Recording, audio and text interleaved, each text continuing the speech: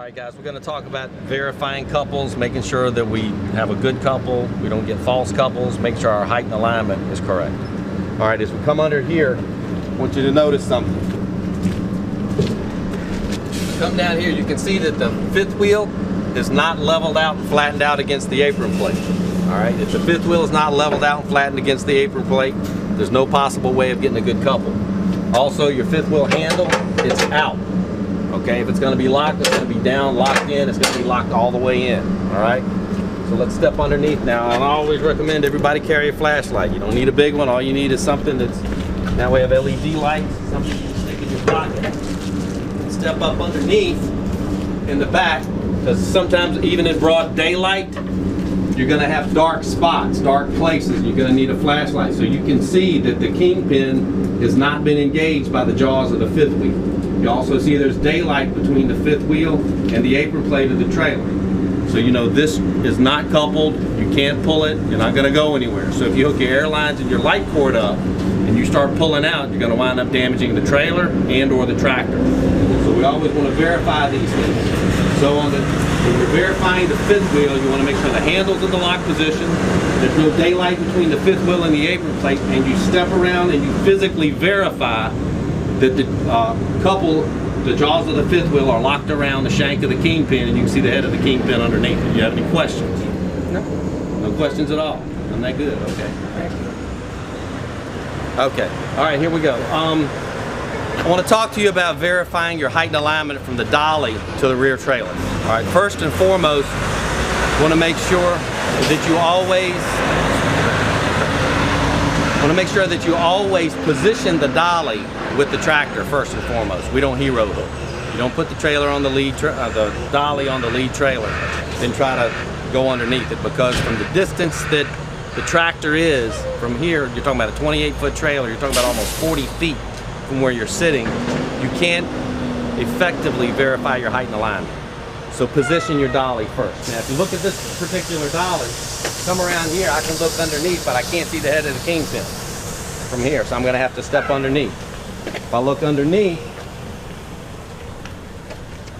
I can step underneath here and I can see that the jaws are lined up, but I can't see the forks of the dolly. So this is questionable. So let's take a look up here. The alignment is fine, but the height is off. What you have here, the height of the trailer is too low for proper coupling. See the flat part of the fifth wheel? If you try to force that with the tractor, this will not go up.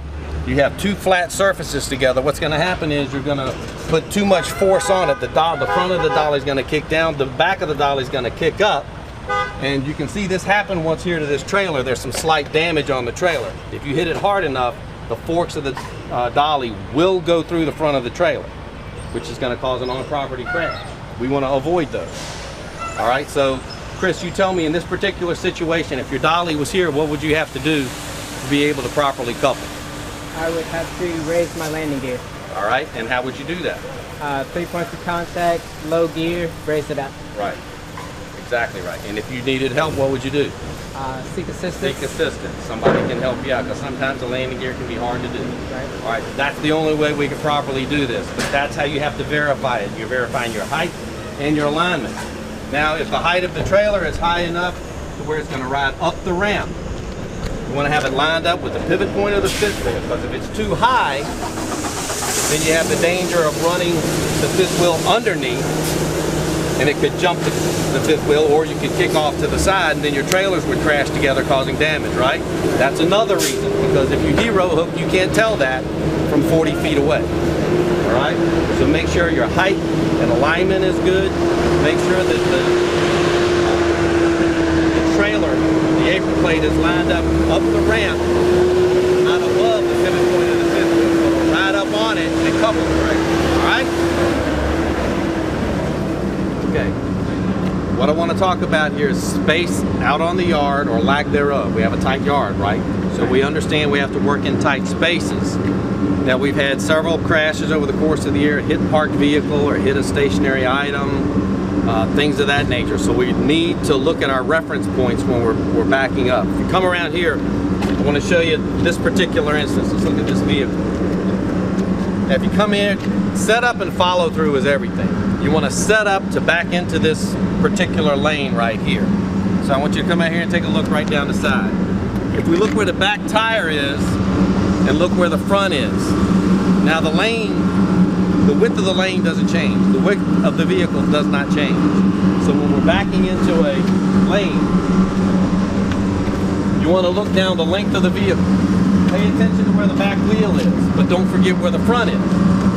Because if the back wheel is right, you may be too far over in the front, correct? If you look where the line is, this line's almost rubbed off, and that's where the line is. Notice how much farther the front of the trailer is in over the line compared to the back. Okay? So look at that. Now I'm going to walk around the front of the vehicle. I want you to notice what it looks like on the other side. You come around the front of the vehicle, you can see as we're backing up, we're right on top of this vehicle here. This vehicle is right down the line, marked on the line, too close to the line, but it's the same in the back as it is in the front. Notice the back of the trailer is nowhere near the side of this vehicle, but the front of the vehicle, we're right on it. If we keep backing up, we would cause some damage. So in any situation, you want to be aware, well, let's call it situational awareness. You want to pay attention to your width, your height, your limitations of where you can move the vehicle. So, Emma, in this situation, as you're backing up, you can see you're getting close. What would you do before you got this close? I will pull up and correct it. Pull forward, reposition, so you can see down what? So I can see down both sides. All right. I'll try not to have it on my blind side, actually. Right. So what's going on is when you're backing up, you don't want to just focus on one side, because we have two sides of the vehicle that we need to work with. We also need to look out front. So what's happening is you pick up not only your mirrors, your peripheral vision, you want to move your head back and forth. Now, if you're not 100% sure that you are correct, Chris, what do you need to do? Get out and look. Thank you. All right, so you can tell a lot by moving your head around, pulling forward, setting it up.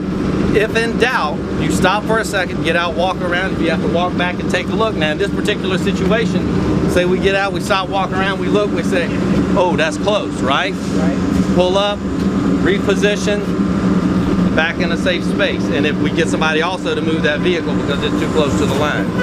It may be a situation where something needs to be moved before we can safely park our vehicle. All right? So in that situation, what would you do?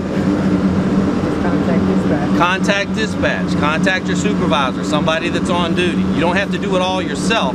We're all part of a team. Okay? So that's what I want us to work on. Situational awareness. If you're not 100% sure, you stop. You can't see down both mirrors, you stop. Keep your head moving back and forth. Kind of be like a bobblehead doll. Move your head back and forth. You can't focus on one side because there are two sides, right?